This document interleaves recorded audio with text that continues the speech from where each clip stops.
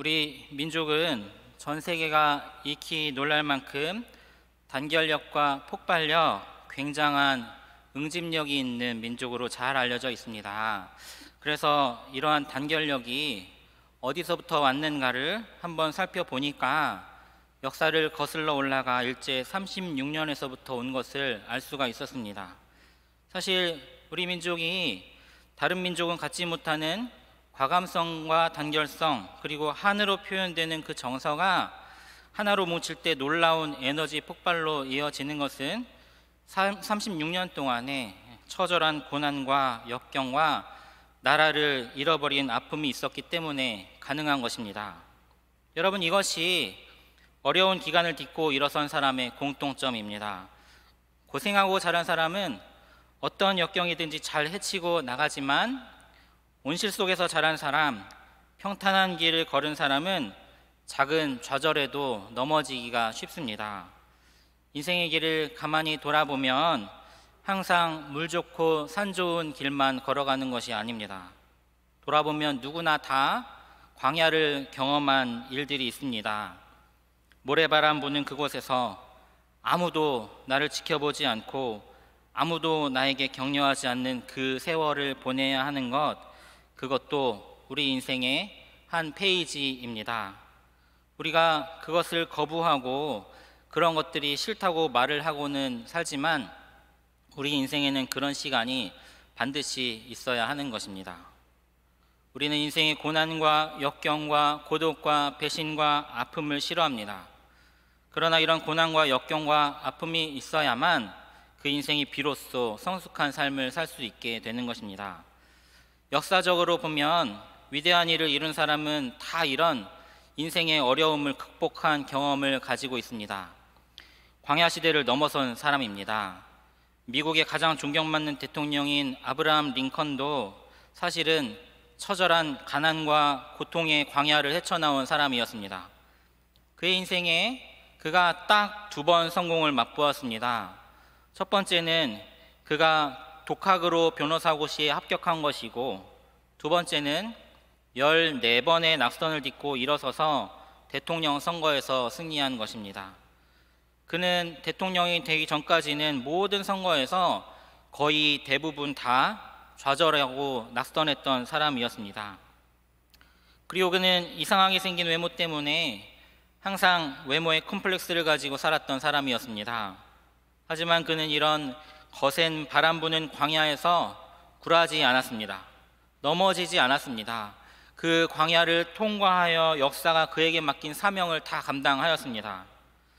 이스라엘 민족을 압제로부터 구원한 모세라는 인물은 왕자였습니다.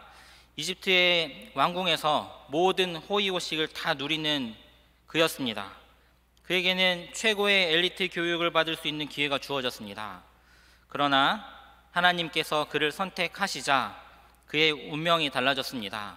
하나님이 그를 들어서 이스라엘의 구원자로, 이스라엘의 민족의 지도자로 세우시기로 결심하시자 제일 먼저 하나님이 하신 일은 그를 들어서 광야로 내던진 것이었습니다.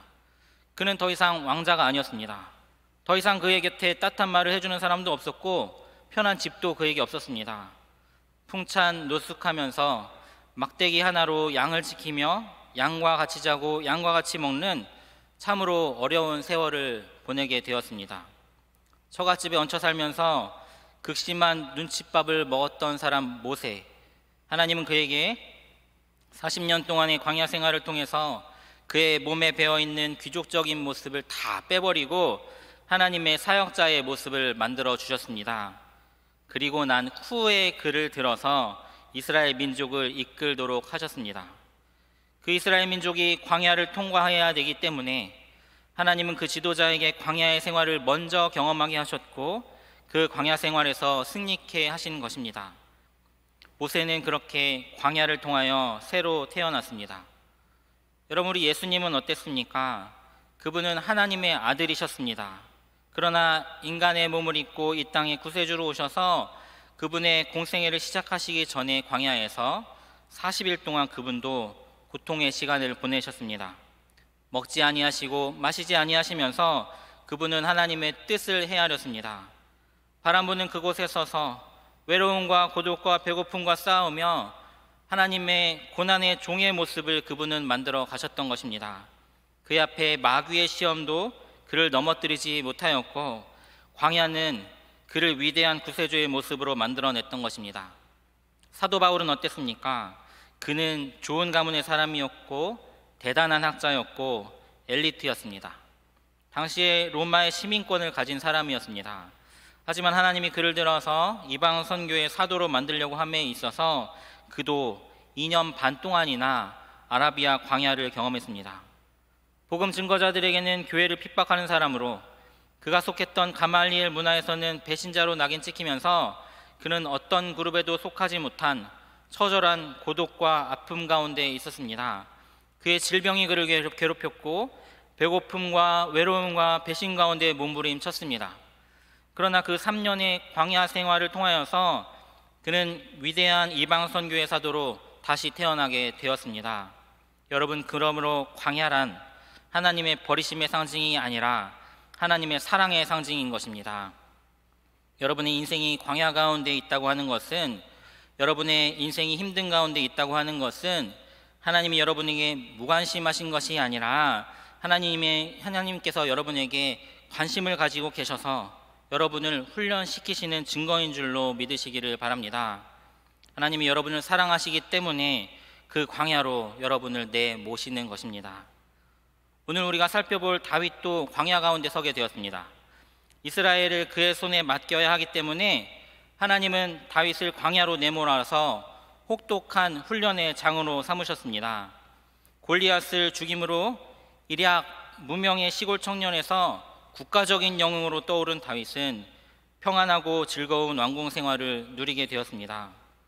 모든 사람이 다윗이 차기 대권주자인 줄 알았습니다. 왕이 그의 딸을 주어서 부마로 삼았습니다. 그의 말 한마디에 모든 사람들이 복종을 하는 즐거운 생활 가운데 그가 살아가는 중이었습니다.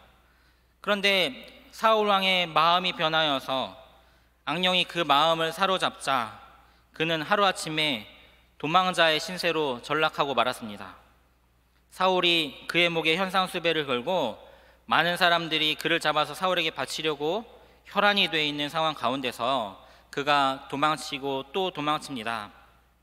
그는 아히멜렉 제사장에게로 가서 그는 몸을 의탁하고 며칠 쉼을 얻고 떡을 얻어먹고 도망갑니다. 그 사실이 알려지자 사울왕이 아히멜렉과 85명의 제사장들 그리고 거기에 있는 삼족을 멸하고 그리고 모든 짐승까지 죽이는 그런 일을 행하게 되자 온 이스라엘의 백성들 모두가 이 사울을 두려워하게 되었습니다. 다윗을 도왔다가 내가 죽게 되겠구나, 다윗을 감추었다가 내가 삼족이 멸하겠구나, 그렇게 생각을 하고 아히멜렉의 죽음 이후에는 누구도 다윗을 돕지 않게 되었습니다. 오히려 다윗이 나타나는 곳에 고발자들이 다 나타나서 그가 잠시도 어느 한 곳에도 머무를 수 없는 그런 상황에 있게 되었습니다. 그가 사랑했던 사람들, 그가 신세를 베풀었던 사람들도 이제 다 그를 돌아서서 사울에게 그를 고변을 하고 있으니 그가 한 곳에도 마음 편하게 머무를 수가 없게 되어서 이곳 저곳으로 도망치다가 이제 엔게디라고 하는 광야에 접어들었습니다. 이 엔게디는 이스라엘에서 가장 험난한 곳으로 알려져 있습니다. 사해바다 가까운 곳에 있는데 상상 이상으로 척박한 땅입니다. 우리나라로 말하면 돌산과 같은 그런 곳입니다.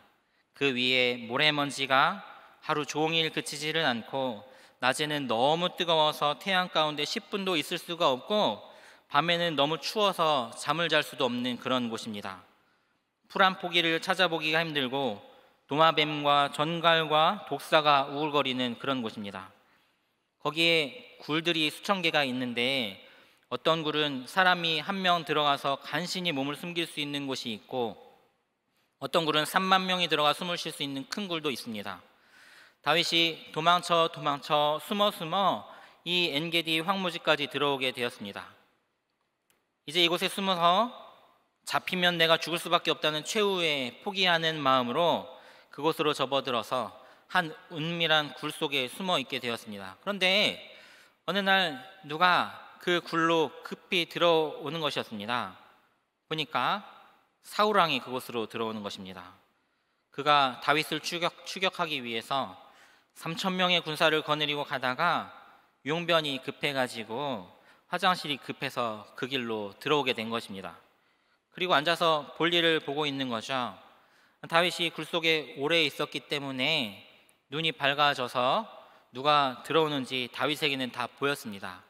그런데 사울은 밝은 데서 어두운 곳으로 들어왔기 때문에 또 급한 용무가 있었기 때문에 굴 안에 누가 있는지 살필 여력이 없었습니다. 그가 앉아서 볼일을 보는데 아마 굴 입구를 바라보는 방향으로 앉았겠죠? 거기 들어가서 대변 보고 있는 사람이 굴 안쪽을 보고 앉지는 않았을 것 같아요. 다윗의 입장에서 볼 때는 절호의 찬스였습니다. 등을 보이고 급하게 볼일을 보고 있는 이 사울 왕에게 무슨 짓을 해도 모를 그런 상황 아니었겠습니까? 다윗의 부하들이 다윗에게 속삭입니다. 대장님, 드디어 기회가 왔습니다. 사울 왕이 왜 하필, 그것도 수천 개의 동굴 중에서도 왜 여기를 택해서 화장실로 쓰겠습니까? 이거 하나님이 죽이라는 신호입니다. 다가가서 죽여버립시다. 하나님, 당신에게 기름 붓지 않았습니까? 이건 완벽하게 하나님의 뜻이니 죽이자고. 다윗이 칼을 빼들고 가만히 다가갑니다. 사울은 볼 일이 너무 급해가지고 신경을 쓰지를 못합니다. 그러나 다윗은 그 뒤에 가서 사울을 죽이지 않고 그의 옷만 살짝 베가지고 가만히 물러나옵니다. 그리고 그것도 마음에 걸려서 5절에 보면, 그리한 후에 사울의 옷자락 뱀으로 말미암아 다윗의 마음이 찔려 자기 사람들에게 이르되 내가 손을 들어 여호와의 기름 부음을 받은 내 주를 치는 것은 여호와께서 금하시는 것이니 그는 여호와의 기름 부음을 받은 자가 됨이니라 하고, 다윗이 이 말로 자기 사람들을 금하여 사울을 해하지 못하게 하니라. 사울이 일어나 굴에서 나가 자기 길을 가니라. 사울을 죽이지 않고 옷자락 끝만 살짝 베었다고 했습니다. 나중에 사울을 만나게 되면 사울에게 내가 당신을 죽일 기회가 있었는데도 불구하고 죽이지 않았다 라고 설명하기 위해서입니다. 그리고 자기 부하들에게 하나님의 기름 부은 왕이니 절대 손을 대지 말라는 이야기도 꼭 잊지 않고 전합니다. 사울이 하필 왜 많은 굴 가운데서도 그 굴에 들어와서 바로 다윗 앞에서 이 볼일을 보고 있겠습니까? 다윗에게는 사울을 죽일 수 있는 충분한 명분과 이유가 있었습니다. 이건 누가 보아도 하늘이 준 기회라고 말할 수가 있습니다. 여러분, 그리고 다윗은 이미 타락할 대로 타락한 사람이었습니다.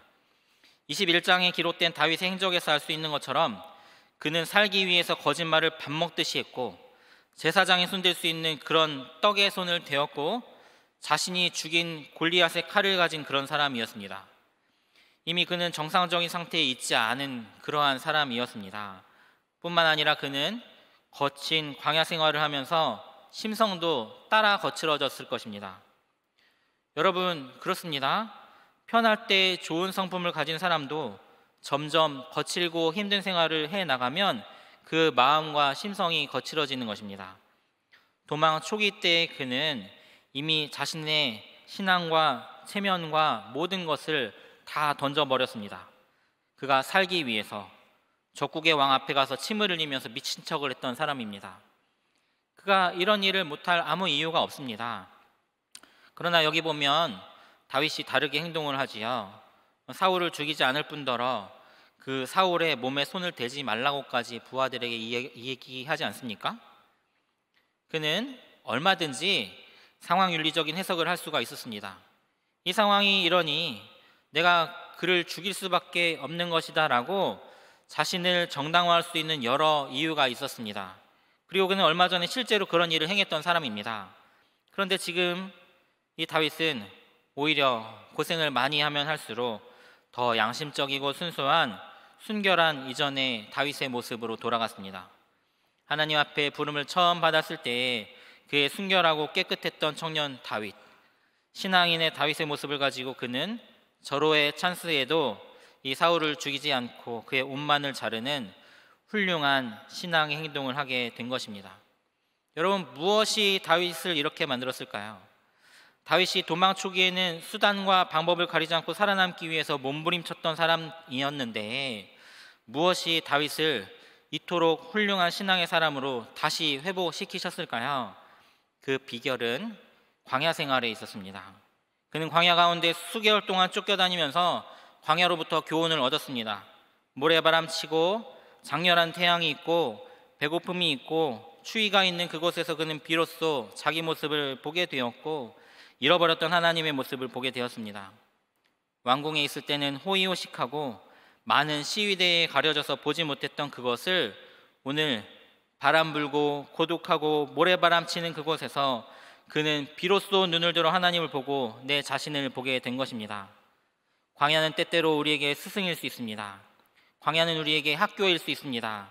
정상적인 삶의 환경에서 보지 못했던 것을 우리는 보고 배울 수 있는 것입니다. 다윗은 거기에서 인간이 어디까지 타락할 수 있는가에 대해서 보았고 인간의 능력의 한계를 보았고 그는 거기서 인생의 무상을 깨달았던 것입니다. 그러기에 광야는 위대한 스승으로 다윗에게 사람의 삶이 무엇인가를 가르쳐 주었습니다. 그는 거기에서 또한 인내하는 법을 배웠을 것입니다. 왕궁에 있을 때는 그가 어떤 말을 하면 많은 사람들이 다 그의 말을 따라 움직였습니다. 모든 것을 그의 계획대로 할 수가 있었습니다. 그러나 이 엔게디 광야에서는 인간이 할 수 있는 일이 아무것도 없다라는 것을 알았습니다. 인간의 시간표대로 자신의 일을 끌어가지 아니하고 하나님의 시간표에 자신을 맞추는 법을 그는 배웠던 것입니다. 장렬하는 태양이 아무리 뜨거워도 몇 시간만 지나면 서산으로 넘어가는 것입니다. 살을 애는 듯한 추위가 닥쳐와도 아침이 되면 그것이 물러가는 것을 그가 보았을 것입니다. 그는 고독과 외로움과 배고픔이 있는 광야에서 기다림의 큰 지혜를 배우게 되었습니다. 인내의 지혜를 그가 체득하게 된 것입니다. 그러기에 그가 손을 들어서 왕을 죽이기보다 내 미움과 내 감정을 폭발하기보다 하나님의 시간표에 이 사울을 맡기겠다고 생각한 것입니다. 내가 손을 들어서 하나님의 기름 부은 왕을 죽이기보다 하나님이 그를 치실 때까지 내가 기다리고 참겠다고 자기 마음을 다스린 것입니다. 여러분, 이것은 쉬운 일이 아닙니다. 자기 마음을 다스리는 일은 세상에서 가장 어려운 것 중에 하나입니다. 다윗은 그것을 하지 못했어요. 그런데 지금 광야 학교에서 이것을 배우게 된 것입니다. 그런데 여러분, 광야에는 다윗만 있었던 것이 아닙니다. 광야에는 사울도 있었습니다. 그런데 왜 다윗은 이런 교훈을 받았는데 사울은 이런 교훈을 받지 못했습니까?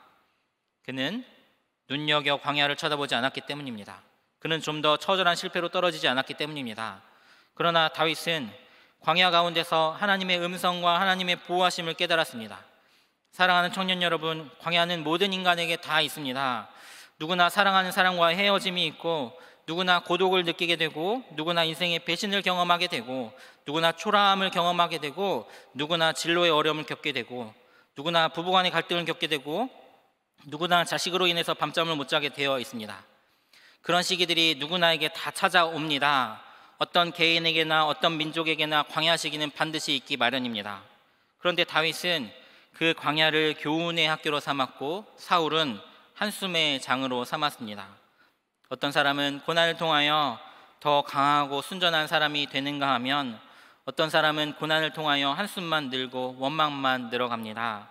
여러분, 어떻게 광야를 통과하시겠습니까? 어차피 우리 인생길에 우리는 광야를 지나고 숲을 지나고 강을 건너고 산을 넘어야만 합니다. 우리의 인생길에는 숲과 산과 강과 광야가 반복적으로 펼쳐지게 되어 있습니다. 숲이 많은 것처럼 보이지만 그 끝에는 반드시 광야가 있고 광야가 길고 지겨운 것처럼 느껴지지만 그 광야는 반드시 끝나는 시기가 있습니다. 문제는 내가 그 광야를 어떻게 지나느냐에 있는 것입니다. 다윗은 광야를 학교 삼아서 그 고독과 배신과 외로움의 자리에서 하나님과 나의 모습을 보았습니다. 그리고 기다림의 지혜를 그는 자연의 현상을 통하여 배웠습니다. 그리고 이 지혜를 가지고 눈앞에 닥친 원수와의 대결에서 그는 신앙적인 승리를 이끌어냈습니다. 그러나 사울은 이 모든 것들의 교훈을 귓등으로 다 넘겼기 때문에 얼마 뒤에 비참하게 죽고 말았던 것입니다. 사랑하는 청년 여러분, 인생의 광야를 보내고 계십니까? 여러분의 주변에 광야 중에 있는 사람과 함께 계십니까? 광야는 곧 끝나게 되어 있습니다. 여러분의 그 고통도, 여러분의 그 외로움도 힘듦도 이제 다 끝이 나고 숲이 펼쳐지게 되어 있는 것입니다. 그리고 그 뒤에 강과 산이 기다리고 있습니다. 광야는 지루하고 뜨겁고 견디기 힘든 곳이지만 영원한 것이 아닙니다. 그런데 그 광야를 누가 빨리 졸업하느냐, 누가 보람있게 그 광야를 통과할 수 있느냐? 다윗과 같은 사람입니다. 지혜를 가지고 광야를 학교 삼는 사람, 오늘 여러분의 외로움과 고통 가운데 이런 광야들이 학교로서 고백될 수 있기를 바랍니다. 그리함으로 이 광야 가운데서 하나님을 발견하고 인내와 기다림의 지혜를 발견하는 든든한 비전의 세대가 다 되시기를 주님의 이름으로 부탁을 드립니다. 기도하시겠습니다. 도망하던 다윗의 처음은 참으로 초라했습니다. 자신 하나의 목숨을 부지하기 위해서 거짓말하였고 하나님의 규례를 깨뜨렸으며 미친 척을 하고 침을 흘리며 목숨을 구걸하였습니다. 광야 생활이 거듭될수록 그는 더 타락하거나 악해지거나 거칠어지지 않았고 광야의 거친 바람 가운데서 잃어버렸던 하나님과 자아를 찾으며 기다림의 지혜를 받았습니다. 이 기다림의 지혜와 하나님을 찾은 믿음으로 그는 광야를 벗어날 수가 있었고 이 광야 학교는 평생에 그에게 귀중한 스승으로 남았습니다. 하나님, 우리 고개 숙인 청년들 중에 이 광야를 통과하고 있는 사람이 있습니까? 광야의 한복판에서 눈물을 흘리고 있는 사람은 없습니까? 주여, 이들이 이 광야에서 다윗이 가졌던 교훈을 배우게 하여 주시옵소서. 하나님 앞에 단독자로 설 수 있도록 도와주시고 기다림의 지혜를 간직하여 그 광야를 넉넉히 벗어날 수 있도록 도와주시옵소서. 사울과 같이 한숨 쉬고 원망하고 세상 속에 자기 몸을 던지는 어리석은 사람 한 명 없도록 은혜로 사랑으로 저희를 이끌어 주시옵소서. 예수님 거룩하신 이름으로 간절히 기도드리옵나이다. 아멘.